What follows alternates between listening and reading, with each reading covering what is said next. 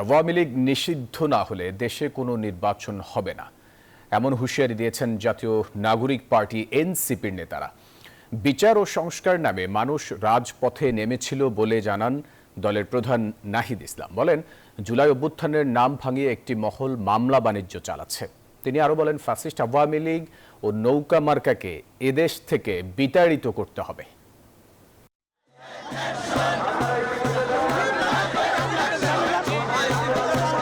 আওয়ামী লীগ নিষিদ্ধের দাবিতে রাজপথে ফের আওয়াজ জোরালো করল জাতীয় নাগরিক পার্টি এনসিপি।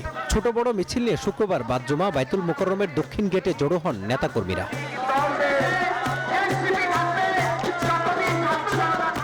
বিক্ষোভ সমাবেশে যোগ দেন জুলাই অভ্যুত্থানের আহতরাও।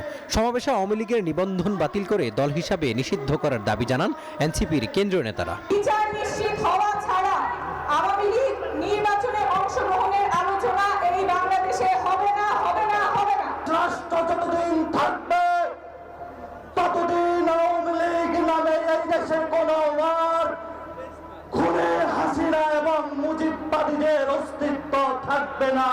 যদি কিন্তু কোনো অথবা নেই, আওয়ামী লীগকে অনতিবিলম্বে নিষিদ্ধ করতে হবে।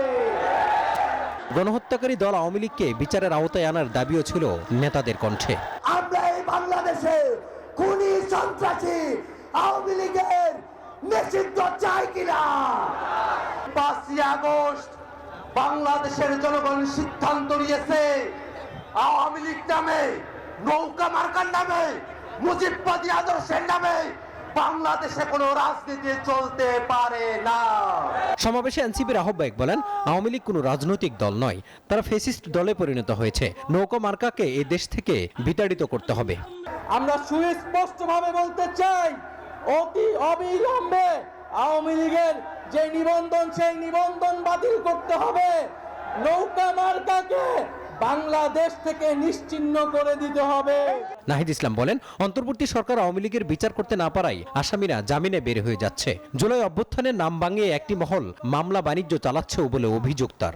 যাদেরকে গ্রেফতার করা হচ্ছে তারা জামিনে মুক্তি পেয়ে যাচ্ছে, বিভিন্ন জায়গায় মামলা বাণিজ্য করা হচ্ছে এবং বিভিন্ন রাজনৈতিক দলের আশ্রয়ে আওয়ামী লীগ তৃণমূলে পুনর্বাসিত হওয়ার পরিকল্পনা করছে। আওয়ামী লীগের নিবন্ধন বাতিল প্রসঙ্গে ইসির নিরাপত্তার সমালোচনা করেন এনসিপি প্রধান। শেখ হাসিনা গণহত্যাকারী কিনা প্রশ্ন তোলা সাংবাদিকদের আওয়ামী লীগের দোসর বলেও মন্তব্য করেন তিনি। আমরা সন্দেহ প্রকাশ করছি, এই নির্বাচন কমিশন কার পারপাস সার্ভ করবে। মাজহারুল ইসলাম, নিউজ 24, ঢাকা।